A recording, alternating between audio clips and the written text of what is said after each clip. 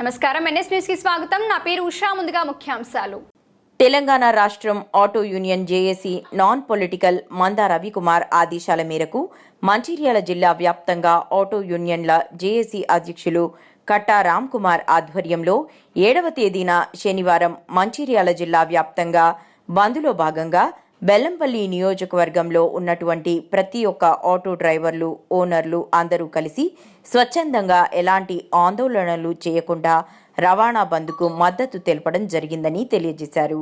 ఈరోజు ఆటోలు బంద్ పెట్టడానికి ముఖ్య ఉద్దేశం ఏమిటంటే కాంగ్రెస్ ప్రభుత్వం వచ్చి మహిళలకు మహాలక్ష్మి ఉచిత బస్సు ప్రయాణం పెట్టడం వల్ల కొన్ని వేల ఆటో కుటుంబాలు రోడ్డున పడే పరిస్థితి చోటు చేసుకుందని, ఆటో కార్మికుల జీవనోపాధి పూర్తిగా కోల్పోవడం జరిగిందని అధ్యక్షులు తెలియజేశారు.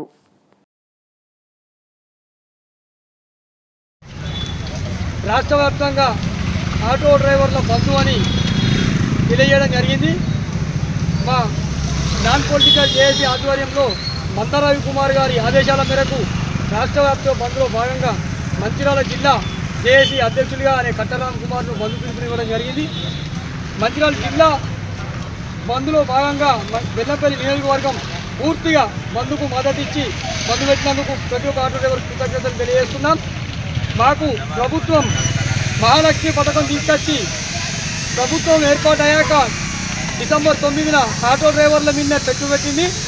ఆటో డ్రైవర్లు ఉపాధి కోల్పోయి వారి కుటుంబాన్ని పోషించుకోలేక, అదేవిధంగా ఫైనాన్సులు కట్టలేక, ఫైనాన్సుల వారి అక్రమ ఇబ్బందులకు పిల్లల ఫీజులు కట్టలేక, ఒక పూట తిండి తినలేక, ఇంటి కిరాయి కట్టలేక ఉపాధి కోల్పోయి ఆటో కార్మికులు ఈరోజు 62 మంది ఆత్మహత్యలు చేసుకొని చనిపోయినా ప్రభుత్వానికి ఆటో డ్రైవర్ల సమస్యలు కనబడటం లేదు.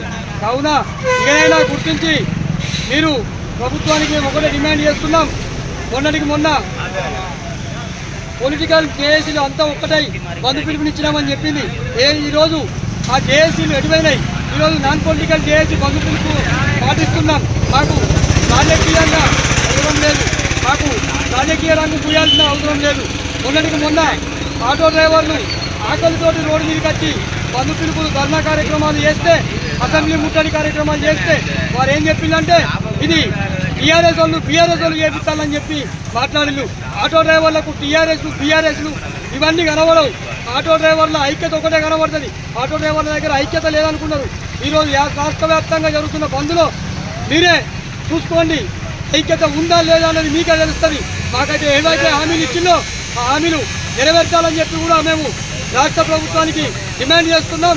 రానున్న రోజుల్లో మా డిమాండ్లు పరిష్కరించకపోతే చనిపోయిన ఆటో కార్మికుల కుటుంబాలకు 25 లక్షల రూపాయలు నష్టపరిహారం కట్టించి వారి కుటుంబాన్ని ఆదుకోకపోతే మేము రోడ్ల మీదకి వచ్చి పెద్ద ఎత్తున ఆందోళన కార్యక్రమాలు చేస్తాం. ఇప్పటి వరకు జరిగిన ఆత్మహత్యలు సరిపోయినాయి. ఇక మేము కూడా కన్ను తెరిచినాం. మా ఆటో డ్రైవర్లు అంతా ఒకటైతాం. ఎవరు చెప్పినా వారి మాటలు వినదలుచుకోలే.